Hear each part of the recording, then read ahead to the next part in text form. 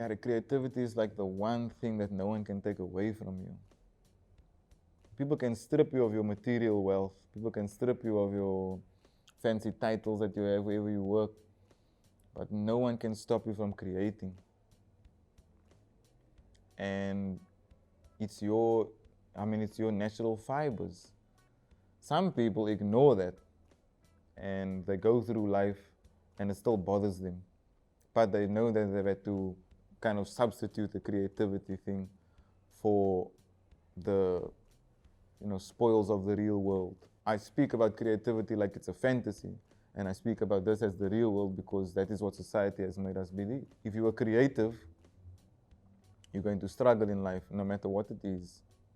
Only because you have to convince a room of people in something that they cannot necessarily always see. Whereas if I work in this office right here and I go pull up a spreadsheet, an Excel document, and show you this is the numbers we did in the last 4 quarters, It's right there. There's the numbers in front of you. I believe it. I'm not going to dispute the numbers. It can be falsified. It can be, disfigured.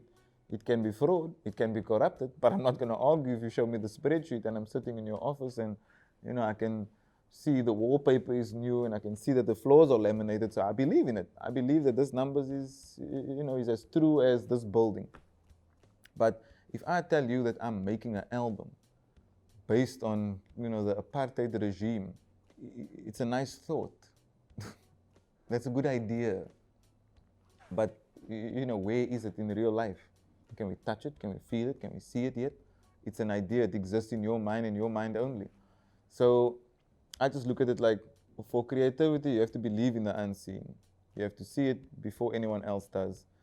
You have to pull it from a place that no one else has ever been to. And sometimes only you've, journeyed there. But for me, I just think that creativity it's God-given. We're all born with a talent or something.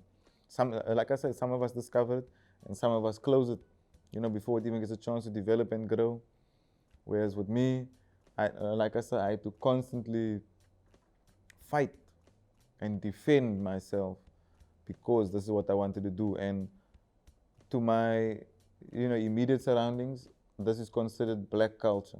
I'm not allowed to do it. That's what they told me. Because many of them didn't see themselves in this industry. They didn't see anyone that looked like them, that talked like them, that come from the place they're from, that went through the experiences they went through. So when they saw me, they were like, there's no way you can do it. Because none of us did it, and no one before you did it. Yes, there was obviously the prophets of the city and Black Noise and Prasevanika, but we always looked at that like it was, a very far-fetched chance that anyone else is going to be able to follow in these footsteps. You kind of have to be from a certain age or a certain place.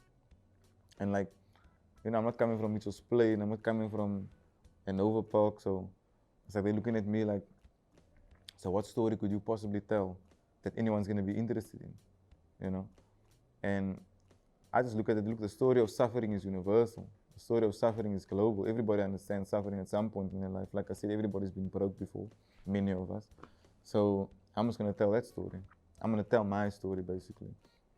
And that is where the creativity comes in, because aside from watching the music videos when I was young and kind of like being a parrot to that and imitating that, I then added in my own creativity, which comes from my upbringing. So there's the graffitiing, there's the train, there's the taxi, there's the food, there's my religion, there's my race, there's my family. There's all these other things that these rappers on TV weren't saying. They didn't mention those things. I mean, I heard the rappers speak about God a lot, but I didn't hear the word Allah a lot. I heard them going to church. I didn't hear anyone say they're going to the mosque a lot. I saw them wearing Jesus peace necklaces, and I saw them wearing cross chains, but I never saw anybody wearing a tasbih around their neck. I never saw anybody with a salah talk that look like me, that speak like me, that has to practice the same religion as me. I never saw anything like that. I never heard anybody talking about metro rail. I never heard anyone saying shit about Gatsby's and chip rolls and butter chicken and biryani and roti and I didn't hear anything like that. So that's where the creativity comes in, where I actually meshed what I grew up listening to and watching with me as a Riyadh, and I let those two worlds meet. I don't think those worlds ever met each other. I don't think those two worlds were in the same room ever until I introduced them, you know. And once I did that, that was the shift in my career and so forth. But the creativity of it is essential. You have to create something, even though they say that, you know, there's nothing new under the sun. If there's nothing new under the sun, and just try and improve what is already under the sun, and try and do something or add something different that wasn't there before you got there.